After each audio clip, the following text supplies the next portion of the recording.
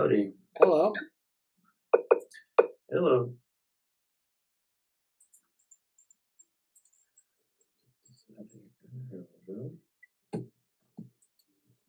How are you all doing? Okay. It's hot. It's making me tired. It's well, I guess it's hot here, but it's been very humid for Boston, or at least compared to last summer.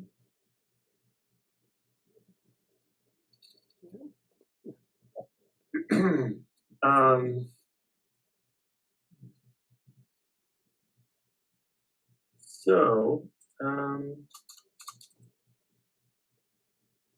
a few things in the docket for today, including the websites that go through Slack. I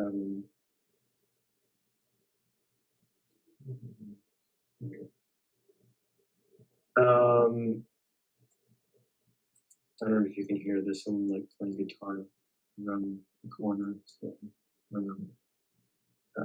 it's okay. I can't hear it. Yeah. They play pretty well, so it's not too distracting for me. I have a couple of things I wanted to go through before we get to the deep dive. I don't know if you'll want to have any general updates for this week. No,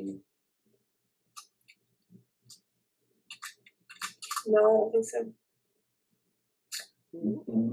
My updates mostly that I stumbled upon the Johan's representation talk, and I've really been thinking about it a lot. Also, some things from this paper. I think this is a really nice paper, and I still don't even feel like I've fully digested everything from it yet. But the way he juxtaposes some things has been useful for me to continue to think about the lead paper, which is a little strange. There we go.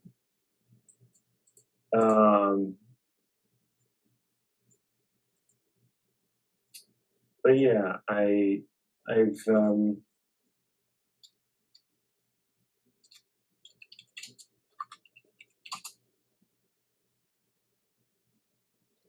So what are the outcomes of the representation talk? Do you have something that you sort of a summary idea of what came out of it, or? yeah, I'm gonna mostly get to that. I'll just get this other stuff out of the way first. I think that'll be the most interesting thing. So as Bradley knows, our We Robot presentations were accepted. Both of them were accepted. And I also just literally the day before and the day of that the notification went out, I was finishing this post, which I'll eventually put on Medium too. Okay. But it's basically a reflection of everything. And a little bit of my own personal experience in the conference, but also to kind of get into some things that dovetail a little bit more into cognitive science related stuff. And just I draw some very broad parallels between some of the interpretability work that's going on there. And I found this interesting gem from like November or October where we were talking about the 25th anniversary stuff and those trends in cognitive science stuff. I thought it was interesting because there's a little bit about legal systems in this post, but also just this one, this steel with an A. Just it's kind of a broad ranging thing here. And then these are the two ones that were submitted to this one here. So I think I'm going to submit that to Medium. And I haven't done it in such a long time. Obviously, it's still a draft. But for when I do that, Bradley, do I like just hit add to publication? Or if you orthogonal map. So you just add to that, and I think you have to press submit on the top. Okay. Right there. Because I didn't know. That's the button next to it. Yeah, just hit submit. I've seen all these Or- people talking about it's not quite done yet, but I will. Oh, okay. I've seen like when we get these notifications that, oh, someone has submitted a draft to your location, but I don't know if, like, when I do that, because I'm like the owner and have like super admin rights. I don't. Well, I think it usually, like when I put something for my account, usually I have to submit it myself. Oh, And then it really? just shows your avatar. Like it'll, you know, I think you can write it as like the organization.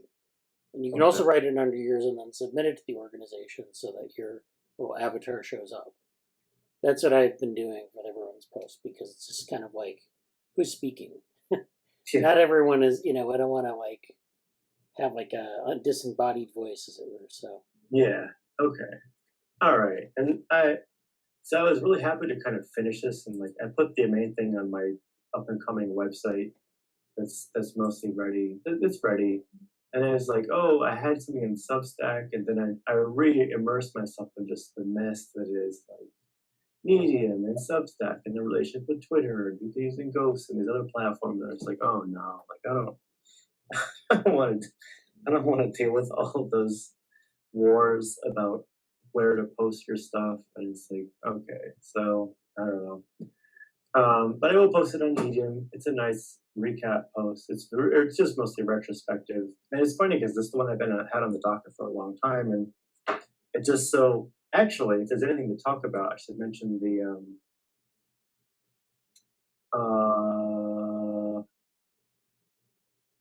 I'll mention the geez, which one is it called? Mid-year. Can't find it.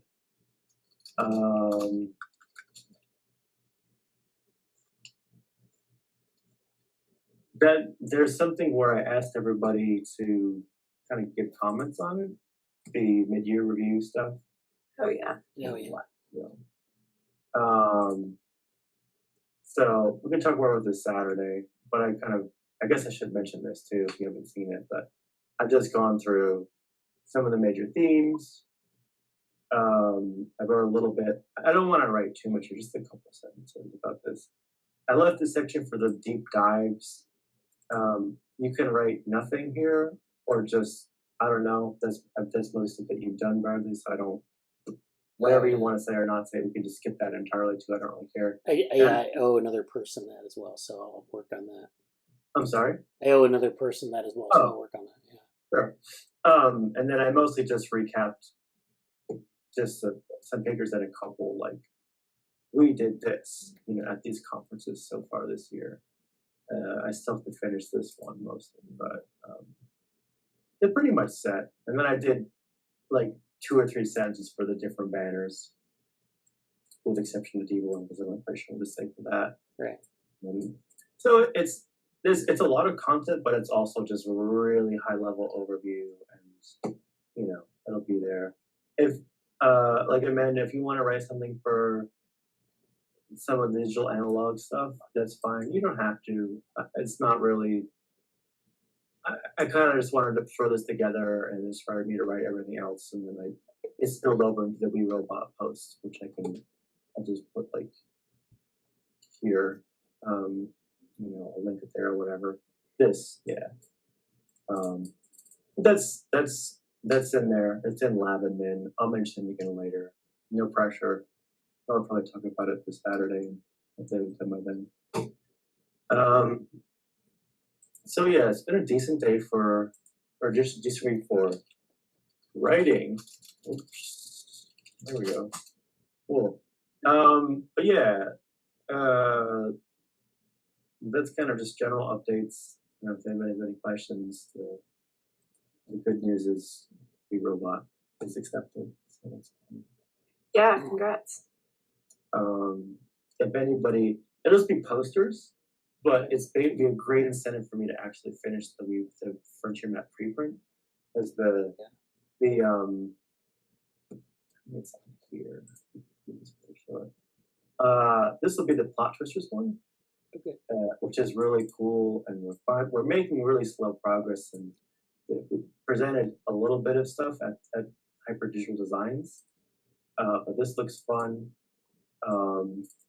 And then this is super related. This is basically Frontier Map and ChatGTP as a kind of add-on to that, and other kind of stuff too. This is open. Like if people want to contribute to that, they can. I'll mention that more in the Slack now that we've been accepted. But I figured Bradley's been a major part of that, so I put him on that for now. But this is a bit closed deal. But this is like kind of might be fun for some of the people to join in on that, or like I don't know, some entrance call or whatever. I think it's in late September, so there's a couple months still to do everything. So that's what that is.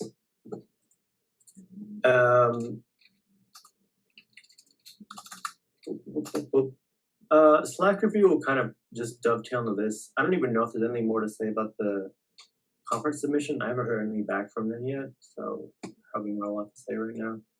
No, I think we hear back by the end of the month.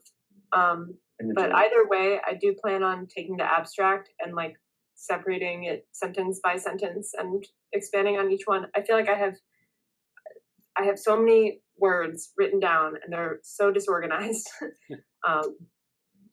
So maybe at the next or the following Cognition Features meeting, we can do some of that together. But okay. Also, I'm going to be gone for a couple weeks from the 28th to the 14th. I'm going on a trip and then I'm moving. So I'll be gone for a few weeks. Okay. So like starting the end of this month, you think? Or when you're going to be gone? I'll be leaving the 28th. Okay. And I will be back and settled in a new apartment by August 14th. Okay, so like the end of July, start of August, and man, it's going to be doing real world things. That's great. Good for you. I'm glad that you're getting away. I don't know. I'm on the fence of like my own like housing stuff. Where am I going to go? And like, I'm also really, there's like some family health stuff that I might compel me to move back to New York. But it's family health stuff is always a very weird topic for my family. So I don't know what I'm doing yet. But I hope your moving is fun and trips are much more fun than that. Yeah. I hope your stuff works out well. At least with your school, it's remote, so you can be flexible with that. Yeah, I know. And it's sort of like I've had people just suggest just go to San Diego. Just get out. It's like it's just do it, and like, you know what? It's on the table. It's not off the table. It's still on the table for me. Yeah. So maybe I'll do what would it be like 7 a.m. Saturday morning neurosense like during cooking. But you never know. I would still do it by the ocean. That'd be pretty cool. Yeah. I can do it here too by the ocean, but for some reason the Pacific Ocean is a lot more appealing. Yeah.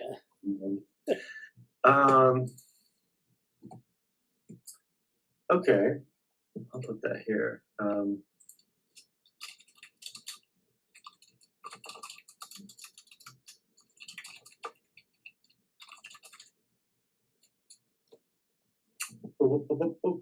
So,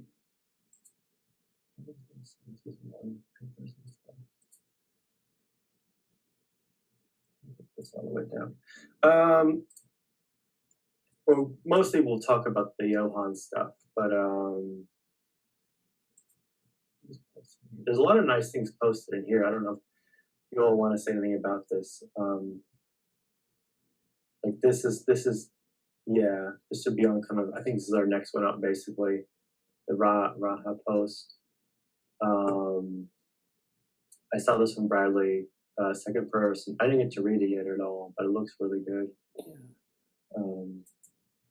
Yeah, I figured that would be relevant. It is. Yeah. Yeah. And then you laughed out loud at this. Thermodynamic dialectics. What could be I don't more? know what it sentence. The book looks really interesting though, and it was cited in something else I was reading that was that Philosophy of Action book I've mentioned a few times by Warrero.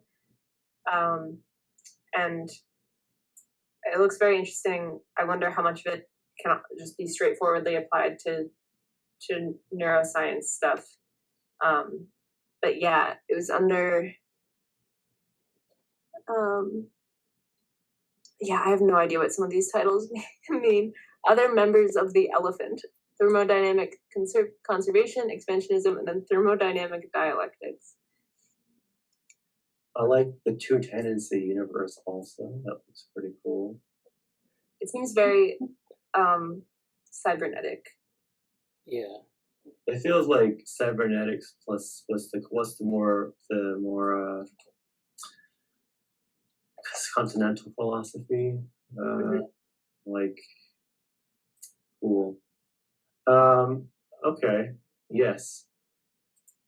Yes, and yes, the Elon talk. Okay. We're getting to, we'll be right there. This is last week. Just to briefly recap from last week about that stuff. I looked a lot at the I've been thinking about mind as the mind analogy, which is still on my mind, yes. Frontier map stuff, we talked a little bit about the tools for theory stuff and its computational focus. I liked its brick talk and the wall talk and all that stuff. That's kind of what we covered last week. I feel like I'm talking really slow and I feel slow from the weight and the heat, kind of like Amanda said, but my mind is like eager, so we'll see what happens. And then just to put this out here, these are some interesting, it looks like Amanda put one here. There were like citations from the Varela Shears paper, I think, or things that cited that paper, and they looked like quite interesting stuff. Neurophenomenological accounts, taking phenomenology beyond first-person perspective. I don't even know if it kind of fits one of the ones that the one that Bradley posted might even be here or something like that. Towards the second person. I guess I don't see that on this list, but that's basically what's here. And then I think we're basically at Johann's talk. Yeah. So I might just like, I'll get to that too. I'm not going to play the talk. Just going to have it load, hopefully. Yeah. So just to kind of briefly walk through this talk, I think, well, I'll start with this too. So I posted on Twitter, and a small bit of discussion evolved from it. We had some, Johann retweeted himself. Also, RIP to Twitter in the sense that it used to kind of be like almost like something you could reference, but now it's changed so much. Like you can't share this or embed this or link this. It's really depressing to me. But in the comments, I think here, Dustin said, excellent presentation. Taking some time to distinguish between neural and mental representations might be worthwhile as well. To which Johann said, I steered clear of mental representations because that's more controversial in some circles. But I think conscious declarative memories are obviously mental representations, as are symbolic behaviors. And we've looked at this before a little bit. Oh yeah, it's been a while. I did read. He has like 3 different. Yes. Like a 3-part series, and I read all of it. I remember being like fairly convinced, but that was, I don't know, like a full year ago and many readings ago. So it might be nice to just revisit. Maybe next time we do like go further into this presentation and his writings about that. It might be fun to ask him a couple of questions, but for the sake of today, one of my big takeaways from this, I really liked, as you can see here, I suppose, I really liked, he starts framing representation almost in terms of a message. It doesn't say message, but he uses a word that I'm currently in love with. Well, that's a bit strong. I'm currently infatuated with a little bit. interpretant. And he kind of builds up this sort of he goes through this sort of, how should we talk about this stuff? What should we do? Establish a literal meaning, look at the history. He's kind of giving he doesn't go into detail all this stuff, but he's kind of saying, what should one do to try to understand representation? And it's basically kind of what we said we would love to do a paper about. I feel like the paper we had in mind is basically what his suggestion is, or at least part of it. His kind of conclusion, or his I guess preferred way of talking about it, ultimately is going to be representation is a placeholder. And kind of seeing it, I think, explanatorily, and also for the sake of where we are right now in the discussion about it, that it's there isn't a consensus. So for now, let's understand how we're talking about it mostly. A good way to think about the term is perhaps a placeholder for now. And then some computational stuff, which does fit a little bit with the tools talk from last week, interestingly, I suppose, this stuff. He then goes on to kind of say, he gives all these different examples, which I'm not going to get into, the paintings representing. He gets in this sequence, which he breaks down into this formula. Painting is a representation of animals to the viewer. Statue is a representation of the Buddha to the viewer. Record, and this is a more controversial one, is the record a representation of music to the record player? Utterance is a representation of a scene to the listener, and so on. These different examples about that stuff. But basically, X is a representation of Y to Z. That's kind of where he's going with that. And I was like, okay. And I kind of like it reminded me a little bit of the message, or here's the message, and here's the audience, and here's the content. Kind of, but not necessarily. And he kind of gets into extensional versus intentional definitions. Yeah, you can't really see it best, but intentional, so extensional on the left, and then intentional on the right. And I thought this was a really nice kind of, he breaks down sort of these, the way he explained the lines was quite nice. I'm not going to try to do it justice right now, but here's your curve, here's the outliers, the exceptions, and the different nuances of it. But he breaks it down into eventually saying this, which, yeah. Is it? Oh, sorry. All right. There we go. X, an object or phenomenon in the intentional set, doing the representing, Y, an object phenomenon being represented, and Z as the interpretant. And that's sort of how he's framing it in I think it's trying to be the most general way that he can talk about it. And he go on to see his metaphor and gets into a bit of the more neuroscience stuff. The one represents the pattern. He kind of made an interesting point about represents the pattern of light on the retina to the neuroscientist versus to the rest of the brain, and trying to differentiate those things a little bit in terms of neuroscientists may see it a certain way versus how people are talking about it. Like that. Interesting use of this map, which we've talked about a little bit recently. Actually, I really like this part, because here he basically says, where did anti-representational come in? And he kind of talks about Gibson and Gibsonian information coming in, I think, kind of around somewhere here. I can't tell where it is on the map. But he kind of disagreed. He says something like he thinks it's not just important to understand it as a temporal development in this space, but also a kind of where in the lineage of beliefs does it come in, something like that, perhaps. I don't quite know how to recap what he said. I'm not going to try to do it too much right now. But it was this bit about where did representation or anti-representationalism come in, I think is a nice part for us specifically to think about or go back and look at. And then it kind of goes into, does cognitivism equal symbolism equal representation? And here it goes back to saying that the idea of representation kind of, it can be traced perhaps in quotes, back to, the 17th century with this reference to represented in the brain, whatever that meant at the time, according to this person. And he kind of this narrative, by this narrative, he means kind of the temporal thing, I believe. That like, oh, it only happened as a response, but when Gibson talked about it. But he's saying this might be a little bit biased because he's saying it's a little bit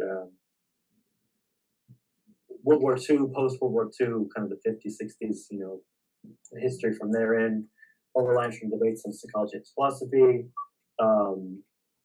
There's other words used as a representation that we need to think about, and perhaps not using the way that neuroscientists might use it. So he's kind of putting all this stuff on the table and say, hey, let's, not make, this is the real arena of this question, perhaps, is what he's getting at. This part, I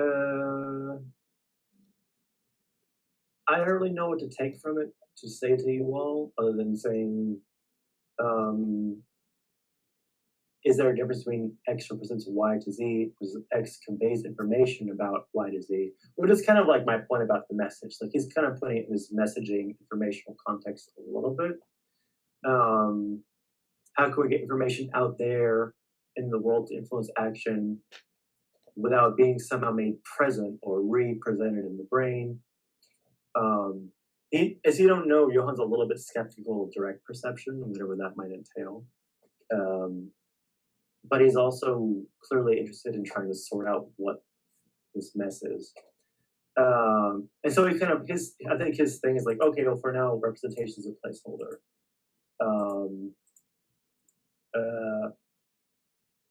An internal representation of the relevant information must be created and maintained until it can be used later to guide behavior. I think that's from the Curtis paper down here. You might not be able to see. I don't really know what that's a reference to looking at it. What word should experimentalists use for the hypothetical process of a neuron or group of neurons when activity correlates, damage hampers the use? The neuron network blanks the information. What verb should be used? And I think that's, valid question. What was the citation on that? Curtis and Lee. Curtis, C.E. Lee, Beyond Working Memory, the Role of Persistent Activity in it's hard to see the in decision making.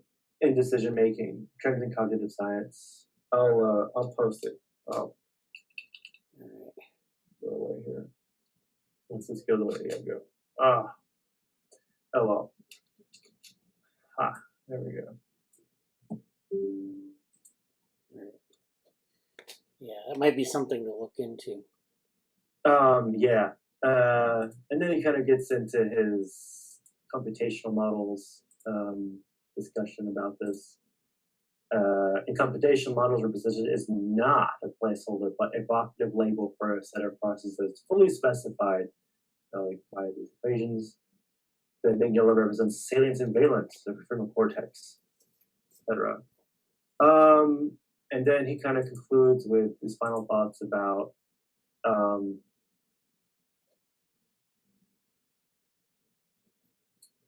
memory, imagination, language, strange stuff. N-type representations might view perception is direct, but language might involve representation. Representationalists saying, given the following consensus top-down processes, including memory, contingent inference, are central to perception, there can be no sharp, I think it's supposed to be boundary between perception and other neural cognitive processes. That's kind of his thing. And then he gets into, I think it's like bonus final conclusion point is like, what about stuff that never existed? How do you represent a dragon? We talk about a dragon, no one ever has, it's not informed by our past experiences of knowing a dragon, but we're combining these other sort of ideas or this way it's been talked about, but no one's ever seen. No one that I know has gotten hit by a fire-breathing dragon's burst of flame breath, whatever area of attack they're doing. And that's kind of where he leaves it. And it wasn't, he's not, as he says, it's to explore there being a representation, mostly in neuroscience, offering some pragmatics. But and he does mention, I think, the three things that actually Amanda mentioned here, the three posts about that. And it was given at this is the one that I unintentionally referenced also. There's a workshop on representation at Trinity College. So that's where it's from. Anyway, we talked about something like this last week with respect to, I can't remember what it was, but there was a discussion on taking a symbol out of context and then repurposing it. What was that? I can't remember what we were talking about specifically, but yeah, there was some part of, I think it was the Saturday conversation. I don't remember, but yeah. And so I have a couple of comments about this. So I don't know. I think his view of representation is like a certain type of representation.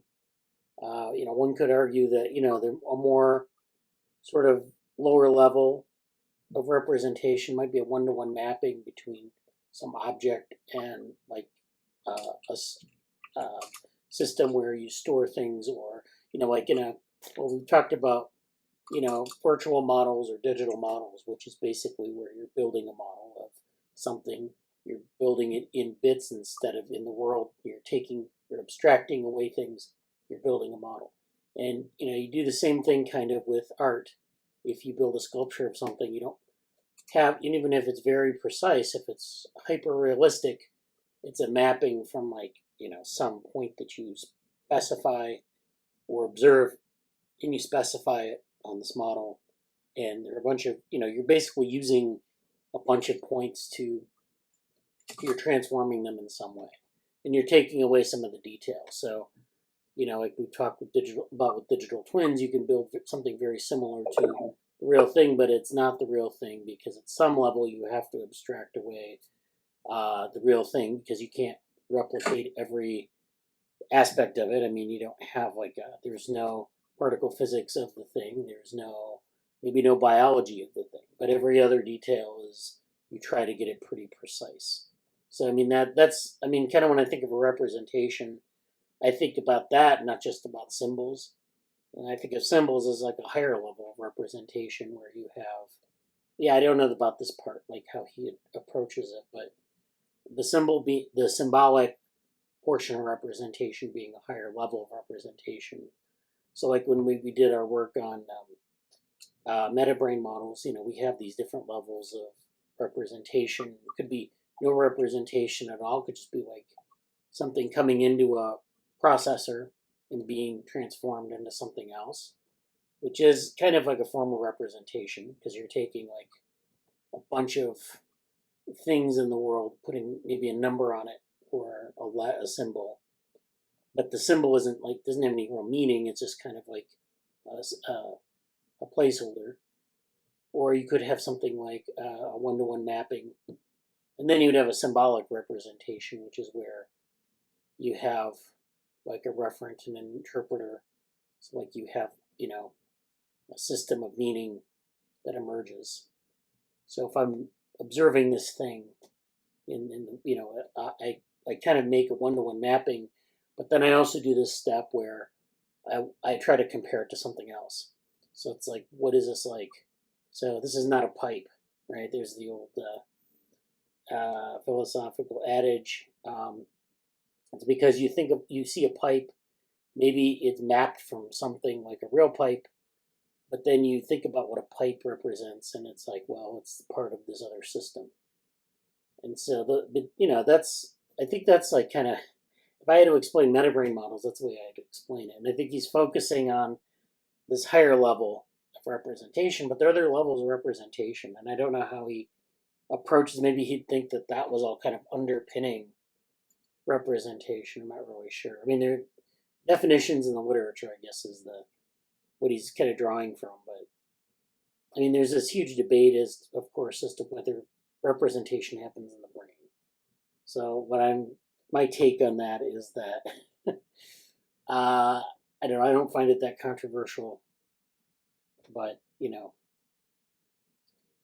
that's mainly my main observation. Some of the other observations are this whole Gibsonian point of view thing. So I don't know. Like people throw around a lot of Gibsonian ideas, and I'm interested in that map though of the historical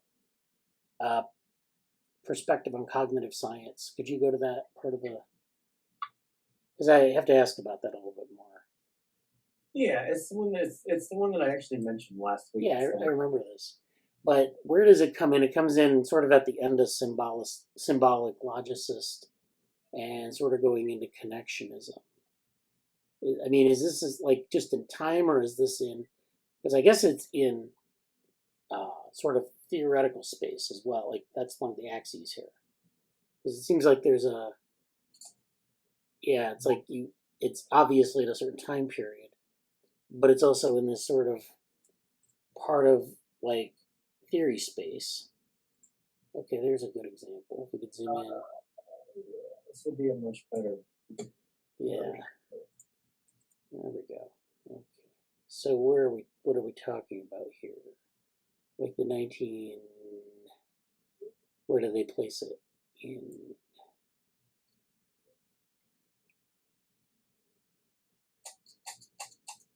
oh, here it is. Okay.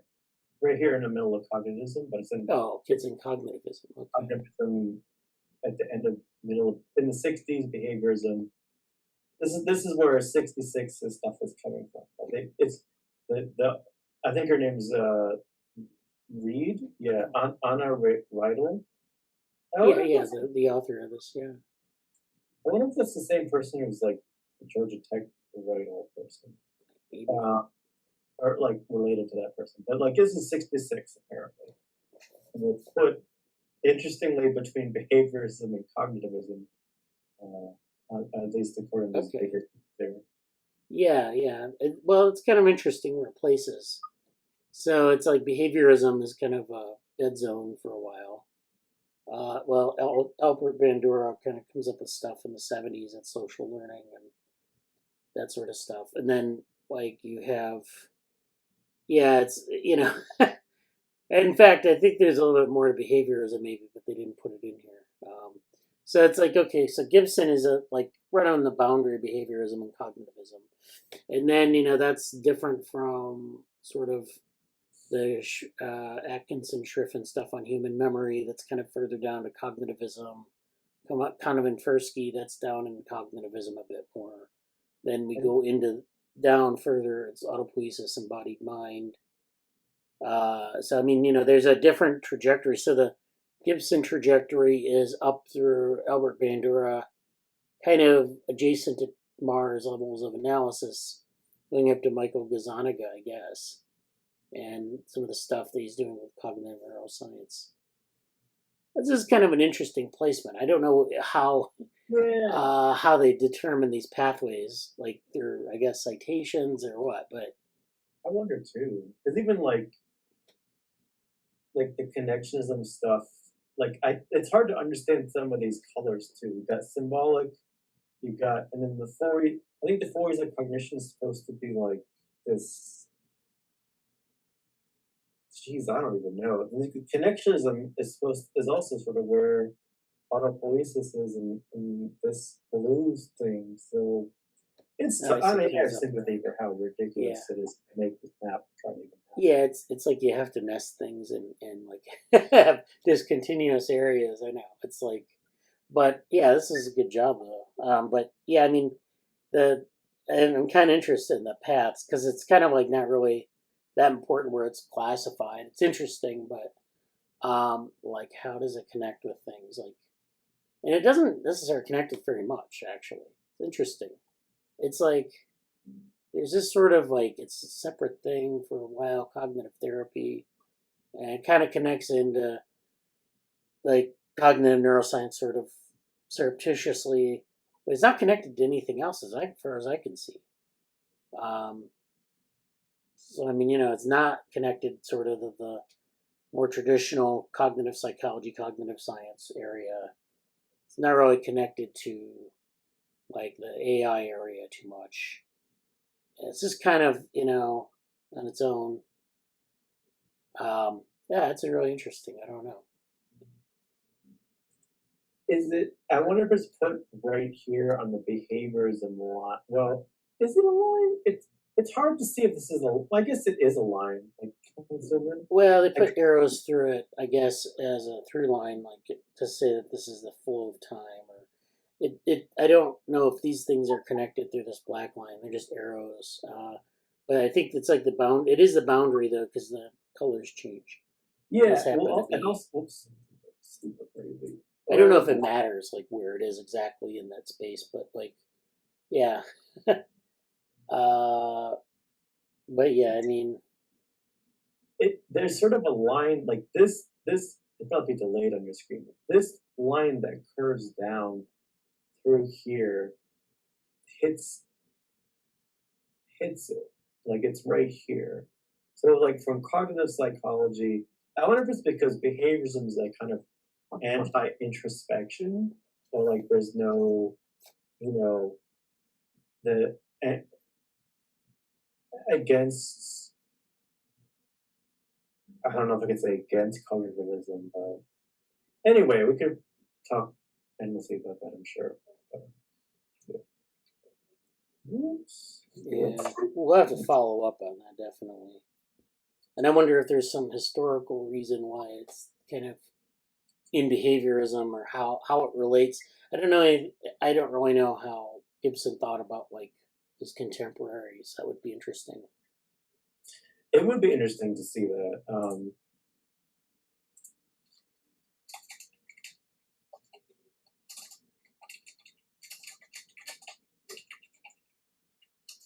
So it's interesting that his wife also did a lot of work with the same type of perspective, but from a developmental point of view.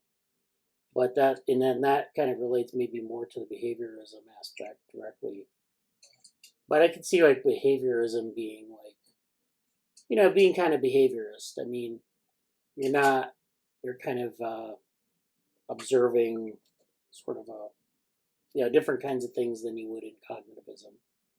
You're not making any assumptions about what's in the brain. You're just saying that there's, this, you're observing the behavior, you're observing the sort of the stimuli, and you're kind of building a model there of what's going on generally. You're not really mapping it, or if you are mapping it, you're mapping it to, say, like a neural circuit. You're not really assuming a cognitivist sort of model in between. I know Shimero writes about the like intellectual lineage between behaviorism and his like radical embodied cognition.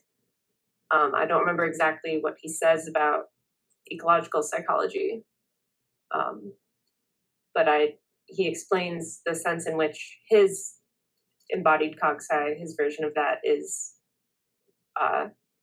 behaviorist in a sense. Yeah.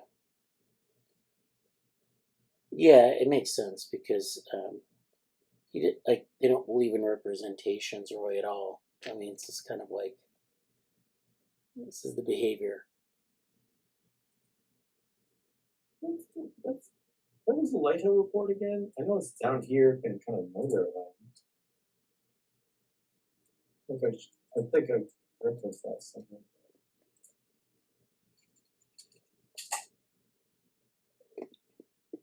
Oh, it's the AI thing. A general survey. Oh, okay. So people thought about,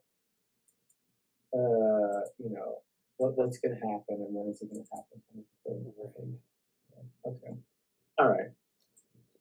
Okay. Well, that was interesting. Yeah. It was fun. This is always a great map to reference, and I always feel like, man, obviously the frontier mapper makes like, oh, I want to totally update and do a better version with toggles and layers of this. And then the other part of me is like, oh man, I don't want to touch this. Like, nope, that's where it's at. I feel like one of the things I most quote always in my mind, I don't know if it's on here somewhere, but the Margaret Bowden book and how, like, what's that here? How well argued and how much I believe her saying that 2007 was like the cutoff. And after that point, any trying to map all the different theories and the lineages is just, there's just too much to keep track of. And this is a nice sort of map of that time, but all the micro evolutions now, the little tributaries, the branches are just like, nope, nobody's gonna know. I don't know. I always think about that long in terms of like sort of that. Well, I mean, you could still do it. I guess you could still classify them. It just wouldn't be very precise. Like, you wouldn't be able to account for every variation of different. But the idea should be like kind of in a stream. I mean, it's not. I mean, the one thing about this is it's kind of like just land, studies or events, and it's like, well, that's good when you have like 20 events, but like 2,000 might not be, so you have to make a decision on how you want to talk about these things and like say, okay, in this stream I include these papers or whatever. I think it'd be interesting though to have do a higher level analysis where you really kind of see some of these different schools of thought sort of emerge, but not like just every paper, one-off paper. It's just kind of like, I guess phenomenology would be, a stream of for cognition maybe, or its own stream. Right. It'd just be interesting to see what that would look like. That's basically what I have. Like, if I was to seriously invest in making an interpretable frontier map for the cognitive sciences, and I think my favorite way to say is the cognitive sciences with the parentheses around the X. It's like an attempt.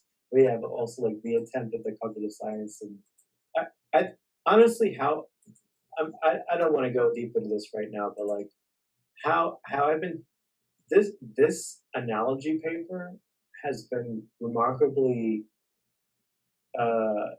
there's something about this analogy paper and this map, the discussion we're having, that to me is like super informing a lot of my own kind of modeling of these processes. And one day I would like to basically do what Bradley just said, and kind of expand this map. But that's the time, I guess.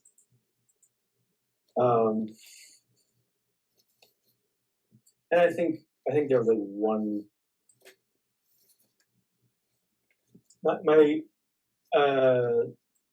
I think I'm going to skip this one, but my cryptic note about interpretant, visitant, and musical notes up on reference points is basically some thoughts about phenomenological grounding of reference points. Visitant is a line in a song that I've enjoyed lately, and interpretant is from Johann's talk. So I'm kind of letting that simmer too.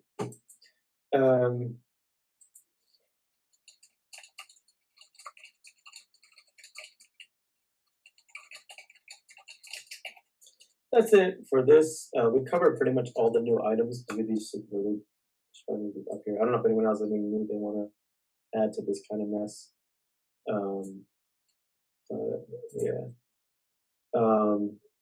I think that's it. That's a lot of stuff. So we can return to Johnny Lee. Here. So I think we left off with this. Yeah, okay. The tension. I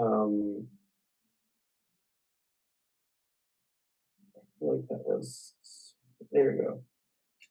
We're kind of getting around here and moving past this point. So it's basically, I don't know if there's pages here, but it's like the second. We didn't get that far into this one yet. I'll just repeat this. Textual evidence for perceived tension between enactivism and quote mechanistic or mechanical theories is found often in these 5 kind of kinds: general contrasts, stated differences between organisms and machines or mechanical systems, the kind of natural versus crafted or artificial. Purported independence of mechanism and dynamical explanations, like Shimero apparently. The latter of which is appropriated by enactivists. For the apparent strain between mechanism and holistic non-reductive features of causal dynamics stressed by enactivists, such as emergence and top-down causation, which I thought was a very interesting discussion point later on. And then proposed incompatibility between some versions of mechanism and Merleau-Ponty-inspired phenomenology. So yeah, that's basically where this is. And then he kind of says, "Oh, not all enactivists, et cetera, et cetera, et cetera." So we're kind of about section 2. I'll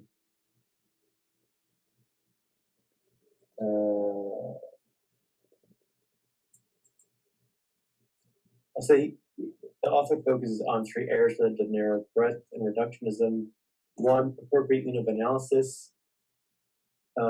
2, possibility of emergence and downward causation. I'm not sure what possibility means. 3, the role of dynamic inscriptions.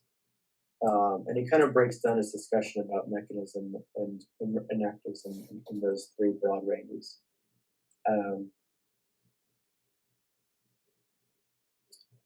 So, oh,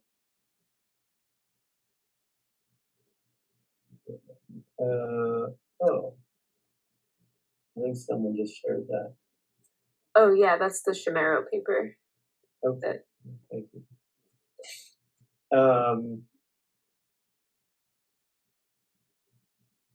So he's starting to sketch out these things. Oh, we talked about this. This is where it talks about the canon. So Varelian's autopoietic enactivism is canonical stuff. I haven't heard anything by Villalobos.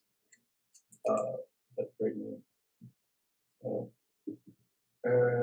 He talks about enactivism. And this is where we came with that paper somewhere that's like, oh, here are the different kinds of enactivism. I think I put that somewhere in the slide.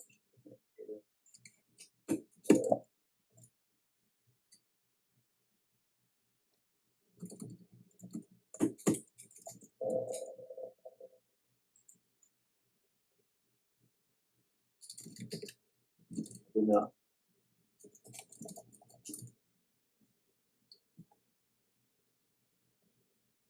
Oh, here it is. The varieties of enactivism. Okay.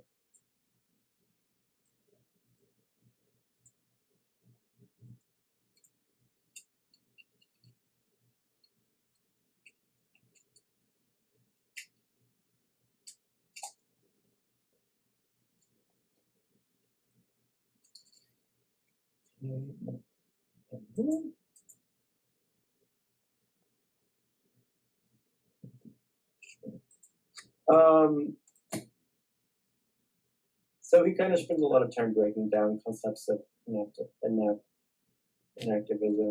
I'm not really sure if we want to try to get into that too much right now.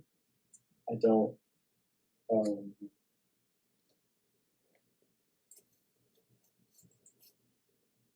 Yes, he focuses on Varela's kind of version, which so the other kind I'm familiar with is the sensory motor stuff from Noah, and that could be interesting to dig into another time. But I like that he focuses on the autopoietic version, just because that's what we've been. I feel like that's what we've been meaning when we talk about enactivism. And I see you quoted this part over here, which is down here, subverting the primacy of computation presentation vector aims to determine the common principles or lawful linkages between sensory motor systems. Yeah, so I think sorry, go ahead. I'm just finishing this part. Go ahead. I think there is a sense in which, so I know this paper is focusing on mechanism, but I think a similar kind of argument can be made that computation and enactivism, or maybe even representation and enactivism, are compatible. And I guess he says that somewhere at the end, towards the end, he says, like, with more refined concepts, like enactivism doesn't have to be anti-computational or anti-representational.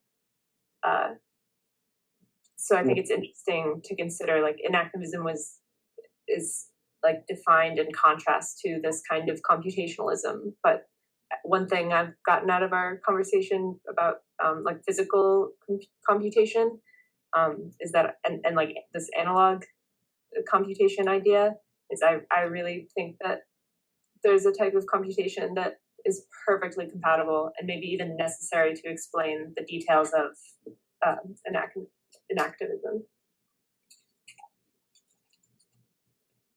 Like in that highlighted bit, so this like lawful linkages between environmental variables and, you know, mental stuff. An explanation of how that works could very easily be like computational. So like similar to how mechanism is compatible with enactivism in the ways that this guy describes, I think there's a version of that for computation. Mm-hmm. And I think the details would include like a rigorous definition of resonance in terms of some kind of analog representation and computation. So some kind of representation where the representation like co-varies with the represented. I forget exactly how Meili talks about it, but that type of representation. Mm-hmm. Oh, also, I'm sorry. Totally outside of all this, I did post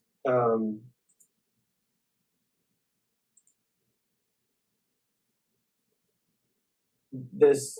I was just thinking about Tom Frost and this thing, the conference he's holding about this stuff. I might try to submit something to it. I did ask them about this embodied cognition stuff. It's quite cool looking because the concept is on the theme this year is like, what is well-being? And I think a lot of our efforts about nuance and such will fit there, but I haven't heard back from it yet. And I'm a little bit concerned as well. But I've even used like their email and so that. Sorry, I don't mean to interrupt, but just hit the face. Going back to that, yes. I'm really curious about this in terms of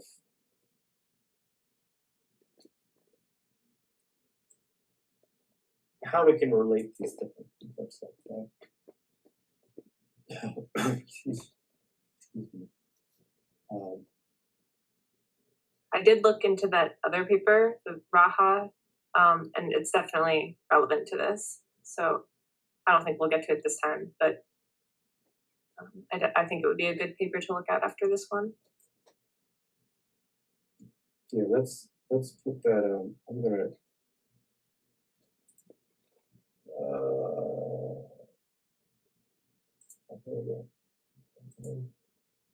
Although I have a similar line where this author is like, oh, this account of resonance I'm giving is non-computational, and he keeps saying it's not it doesn't involve a computational mechanism. And from that, he also seems to say like it's not computational and this isn't mechanistic. But I kind of have the same response where I think all of these things can be compatible. So there's like places to pick apart. like what we mean by these terms. Are you talking about the Raha paper, or? Yeah, because it's like anti-mechanism in its own way. Even though when I read it and when I like absorbed the gist of it, it like came to my mind when we were talking about this stuff, because I was like, oh yeah, this guy gives like a mechanistic explanation, but it's like explicitly anti-mechanism. Kind of. It's like it's a bit loose. But I think it'll be good to read. Which one is this again? Raha 2018, A Theory of Resonance Toward an Ecological Cognitive Architecture. Okay, yeah, I saw that in the channel. It's in the Cognition features. So, I should just reply.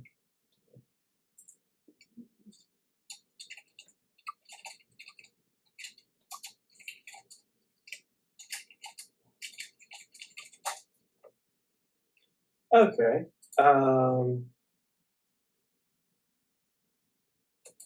So we're kind of on the mechanism section now.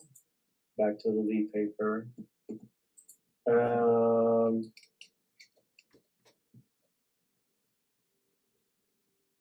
It goes through mechanistic models, Bechtel and company. My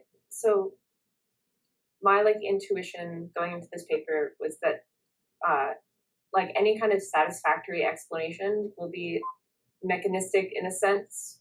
And the way I was thinking about it was, it would, like any good explanation will be a kind of like billiard ball explanation, like on the level of spatiotemporal interactions between things.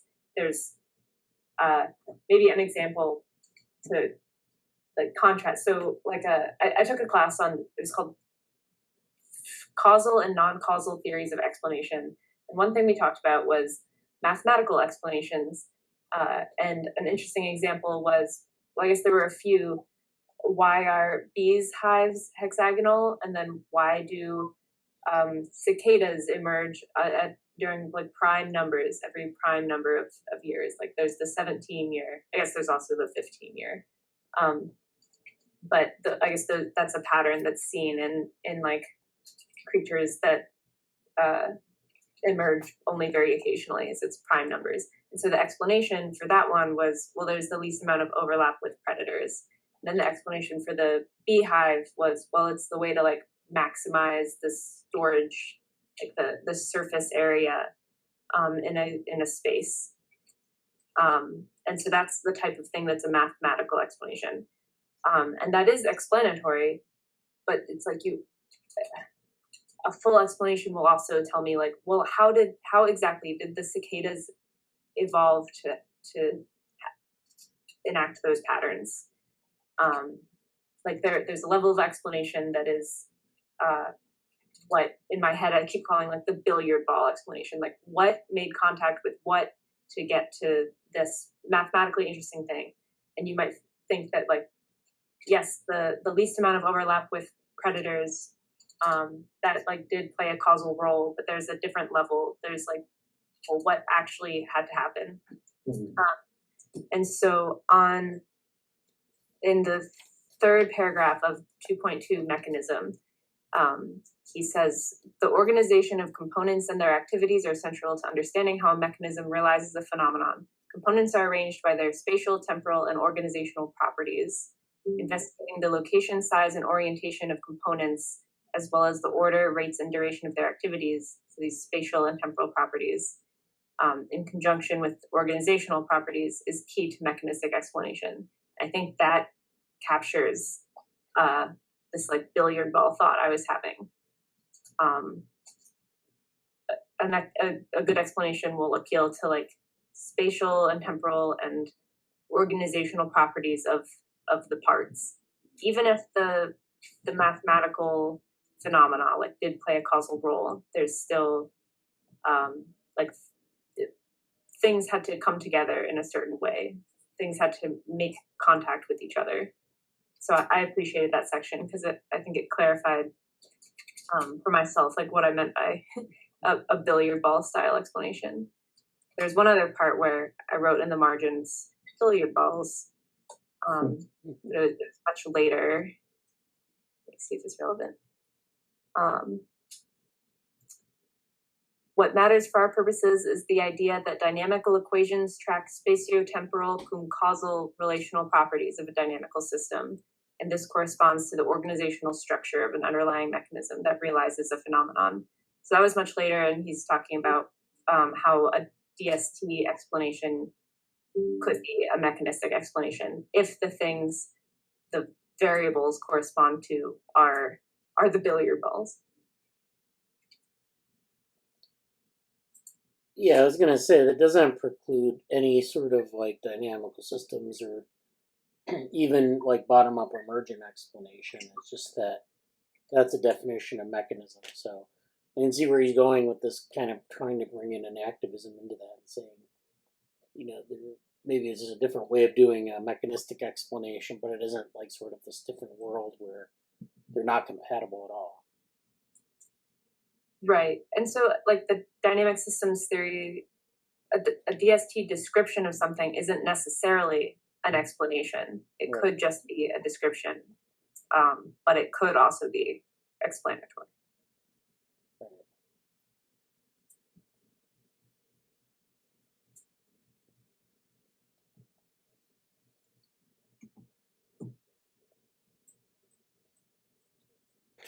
Yeah, I think a lot of the like early like complexity theory, like especially stuff like the fractal visualizations that Mandelbrot created. So when they got their hands on the first good enough computers, they started to create these visualizations, and then they started using fractals to explain everything. And then the sort of the criticism was, well, it doesn't really explain anything, or it doesn't really explain anything. It's not even, it's maybe sort of a description of the process, but it isn't even that sometimes. It's sort of like this, maybe analogy.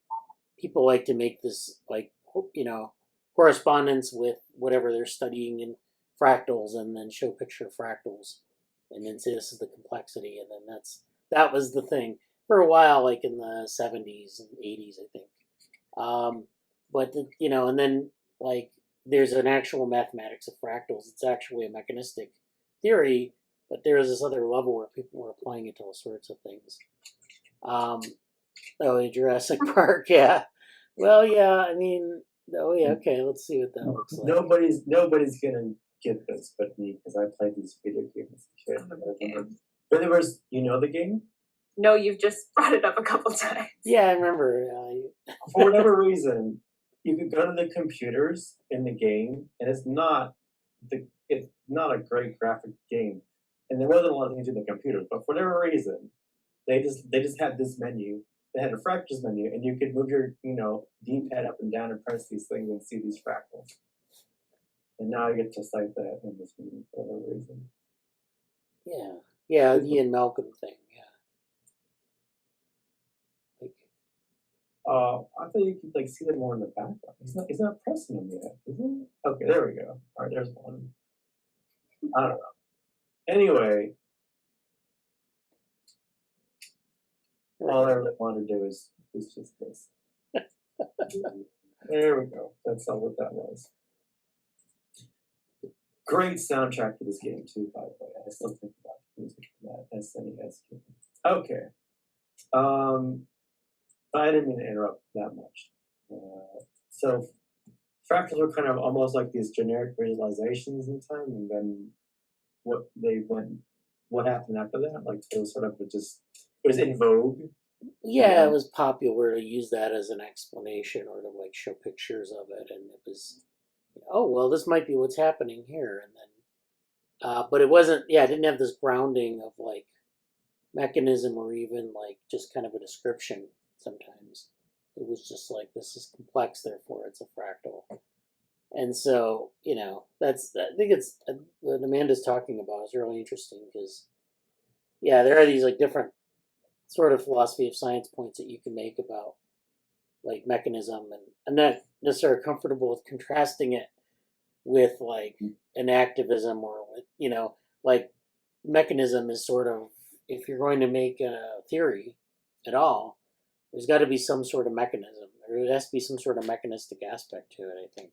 At least for it to have any value, really, because otherwise you're just making an analogy and you're saying, this is like this. And it's like, okay, well, what is the power of this theory? It's not really powerful unless you can actually at least just make a description. Sometimes you make predictions. Sometimes you can explain things, but it has to have some aspect to it where it's doing something. Otherwise, it's kind of not a very good theory.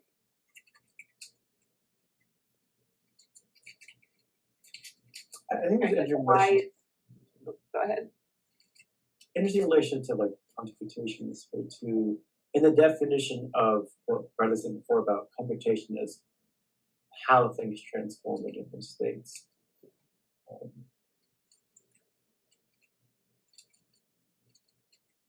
You were saying, sorry. Well, yeah. So along similar lines to that, it's like you can describe like the fractal pattern of something, for example, but then there's still the question of why is that how it happened? Why is this how it looks? You gave a nice description of maybe a very rigorous mathematical description of the phenomenon, but like, why is that what's happening? And I feel like to end that kind of why questioning, you need a mechanistic explanation, at least the way that this guy explains mechanism. Yeah. The spatiotemporal cum-causal level. You say Kuhn as in C-U-M, Yeah. like that's what they said in the text. It's like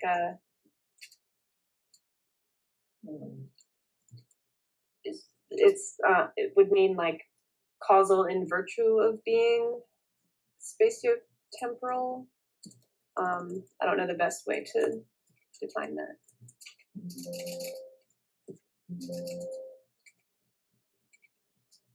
Yeah, okay.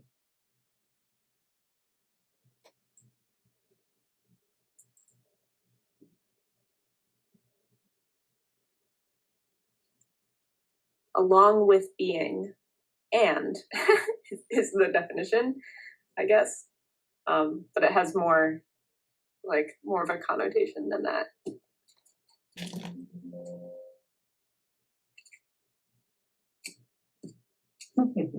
Okay.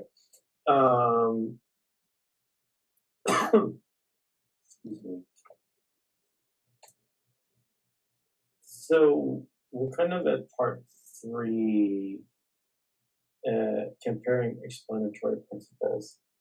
I thought this is a little interesting with the wide, narrow, holistic, reductive levels. The apprehension, haunting, enactivism, and mechanism can be summarized simplistically but not usefully with apparent dichotomy. And I think that's at least relevant in terms of our other dichotometric things. I'm just going to drop this in here.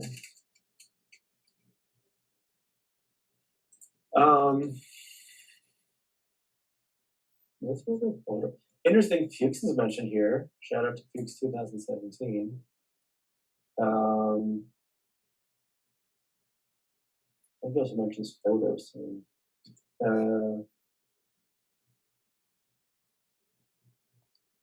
Any limits in mechanistic model explanation could signify an impoverished understanding of mechanistic explanation in current literature, or the need for examination, or the need to complement but not exclude the mechanistic explanation with some other form of non-mechanistic. Yeah. For example, consciousness cannot be explained mechanistically, as some enactivists suggest, e.g. Fuchs. It does not follow that no cognitive phenomena can be explained mechanistically. Excuse me. Oh boy. Okay, so then he gets to, I don't know. you wanted to say, I think you said before. Unit of analysis. So it is. I kind of enjoyed this part too, in the sense of not all explanations must target the appropriate unit in its totality. Well, that's the best sense, but like, what is the scalar level that we're trying to talk about? He also says how like where is the line?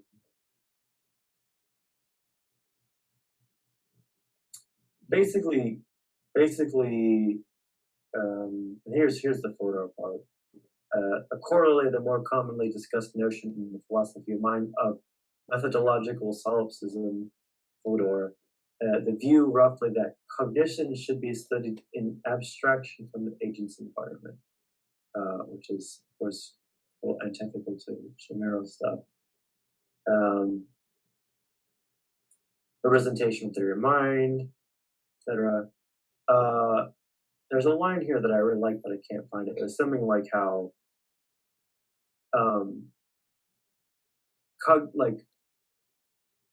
when understanding the mechanisms or the workings of a cognitive system, not all parts of it have to be inherently cognitive, or something like that. Can't find the difference between constitution and like causal relevance. Yeah, that sounds right. Can't find that out. Any other thoughts about this section? Go up a couple paragraphs. There's something about like how the unit of analysis problem. Okay, so no, right there. Enactivists typically reject explanations of cognition that take the ultimate unit of analysis as the individual agent or their brain. So they assume the organism plus environment, organism-environment totality must be considered, which means what exactly? I mean, I guess it's organism-environment. Why is that different from like an agent or an embodied agent? Is it that like the way, like if you were like a very good enactivist, what would that look like? And I ask this because in DevoWorm we actually have talked about environment, or at least operationalizing environment as like this thing that you can like measure and characterize, and then what does that mean with respect to the, say, the embryo or the system, the organismal system you're talking about. So like when people say environment, they kind of throw it around sometimes. They say, well, you know, it's environment, the effective environment. What is environment though? I mean, it could be a lot of things relative to individual agents or organisms, and then there are other organisms, of course. So that's another level of complexity.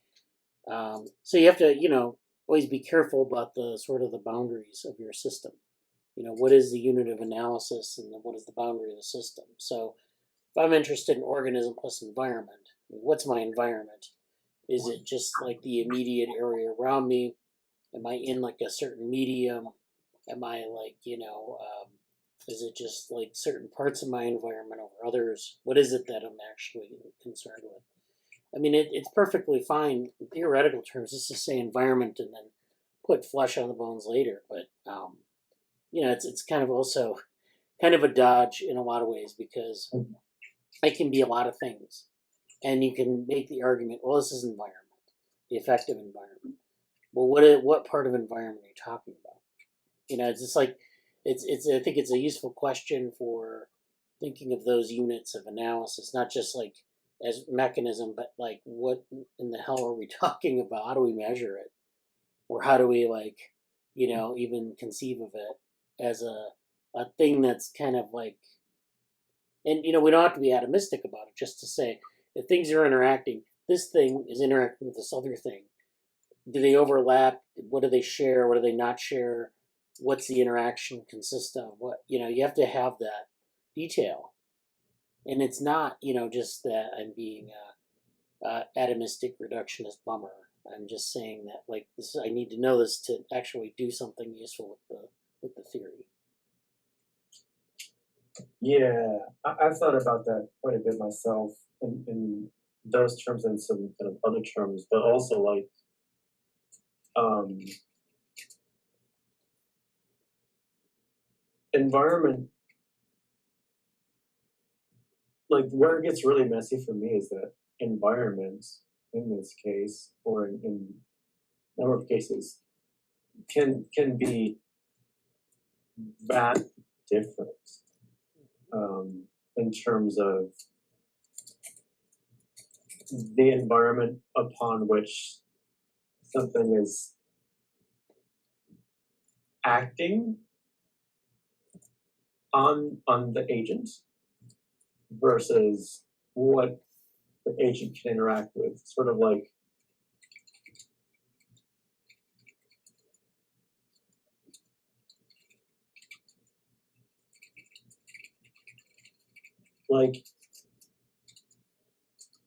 like what I mean by this in kind of a messy sense is like everything outside of the stuff that we've imaginarily considered that operated in a different universe, you know, that we've experienced in a direct sense is governed by some like macro things that we don't talk about, like like like we don't really equate gravity into things, but it's a factor. The reason are we gonna like going back to Amanda's stuff about the bees and the cicada stuff. Are those animals operating in a universe that doesn't involve, gravity or a certain cyclical nature to the way the Earth turns or whatever? No. Is that relevant to answering the question? Maybe. Is it really small and not important? Perhaps. You can go. The scope question is always tough, and there's always these pithy quotes about make your model simple but no simpler, and it's like I feel like that's a really tough, messy, ugly, and really important space specifically for a lot of the bigger questions we're looking at here. Like that, I'm actually kind of glad you brought it up the way that you did, Bradley, because I think that really is kind of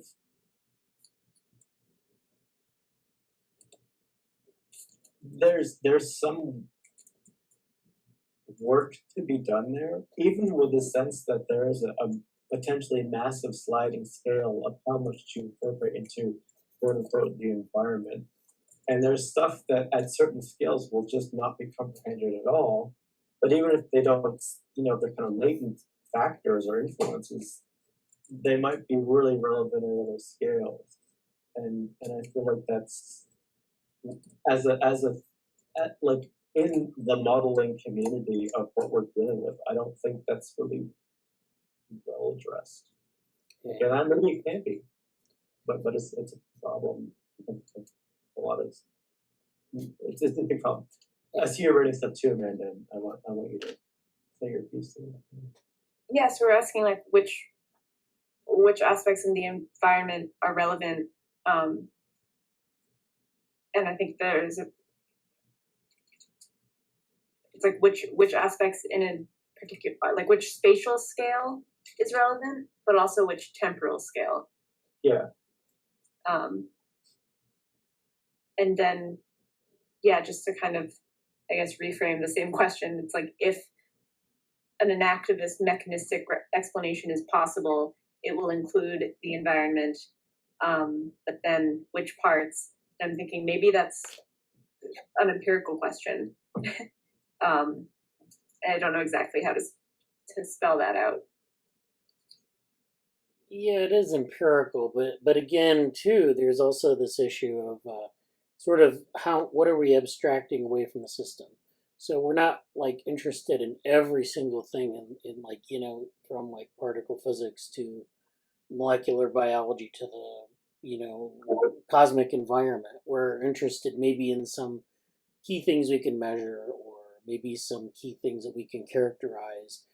Maybe if the entire system of organisms share a specific gravity, we don't necessarily care about that. It won't matter. We can just say that's just there and that's not, Because I mean, you could say, well, they all share a specific gravity, or they all share like a specific, a bunch of environmental noise. Like they're all in water, and they're all living there, and the water will have an effect on them, maybe a little bit differentially, but it's noise. It's not really something that has an actual effect. So we pick the things that maybe have an effect, like if you had cell-cell signaling, for example, or if you had a language, and that was like something that the agents could understand, then those are the things that you want to measure or characterize in your sort of model of organ or environment.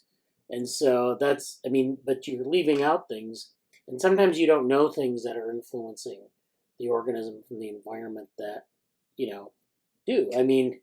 We know that like a lot of the stuff that we get, like we were talking about, at the end of Devorm, I did a overview of some of the embryoid models that are coming out. So there are some papers where they were talking about the secretome, which are like protein secretions from different tissue types or cell types, and they secrete these proteins that signal other parts of the cell to differentiate, or other parts of the whatever. Well, I guess it would be the embryoid in this case. So they're being secreted by these centers of cells, these nuclei, and they're inducing other areas of the embryoid to differentiate. Now, like maybe 100 years ago, we didn't know what those substances were. We just knew maybe that they had an effect. So there was some effect X. And if you go back to like Turing's reaction to fusion morphogenesis or chemical theory morphogenesis, he talks about morphogens. Those morphogens, like he recognized that there was a morphogen, there was something acting from the environment on the cell, but they didn't know what they were necessarily. But they put that in that language so that you could plug in like different specific things and measure them. But the theory had that concept in it. Now, if you didn't know that that was what was happening, and you thought maybe it was an electrical pulse, okay, which may also have an effect, but we don't. Let's just suppose that we kind of infer that for some reason that the thing that's involving like chemical signaling is actually like electrical signaling. We could say that. We could use a metaphor to put that in place. But then when we go to measure it, it would be useless because that's not actually what's happening. That's not the effect of the environment. So this is kind of a lesson in like theory building. If you go back far enough, people don't know what these things are. They haven't been discovered. They haven't been verified. But you have this thing in the environment that's having an effect, and you don't necessarily know what it is. So, that's like kind of a role for like both enactivism, or at least that environmental effect, and like also a role for mechanism, because you have to figure out what it is exactly it's doing. You can't just say like it's a organism environment relation and then assume that we know everything about the environment and the organism and then say, that fits, because it can lead us down some pretty dangerous roads, but at least scientifically. But yeah.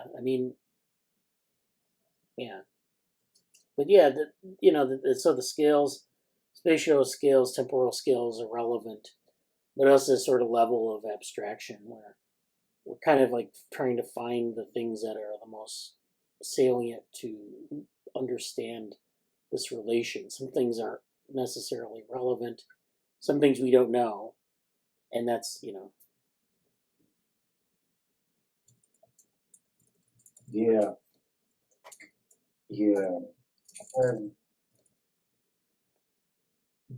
That discussion is sort of like permanently in the back of my mind on a lot of things, and I could say a lot more, but I'm not going to say anything on my own. We're kind of out of time. But I know you kind of had some other thoughts or whatnot, Amanda, so if you want to say anything, please do. I don't think I have anything to add. Okay. Anything else, Bradley? No, that's it. That's a lot. Yeah. We're not even really, we still have this paper, a lot to go through with the paper, and I do want to do that. And I do want to kind of, next time we can maybe get to this. I don't know if we will when we're getting through this, but I really do like this paper because it brings up a lot of, even if I don't really know that I agree with everything, but like it's bringing up a lot of the questions. I think something about this paper I think is really well situated to kind of rustle some of the questions out we're trying to look at. And I really like this entire discussion we just had about what does environment mean and boundaries and design and temporal and spatial, like Amanda's approach. I feel like there's something there that I really want to explore more. And even like some of my longer range theories or like tools and stuff I want to build out about this topic. So yeah, very fun stuff. I think that's probably be it for today. So I'll let it be at that. And I guess next week we'll look at this paper and the Raha paper and go from there. And I guess see you tomorrow for the Norbert book. Yeah, sounds great. Okay. All right. Yes, great. Have a good night. Thanks, everybody. Thanks. Take care.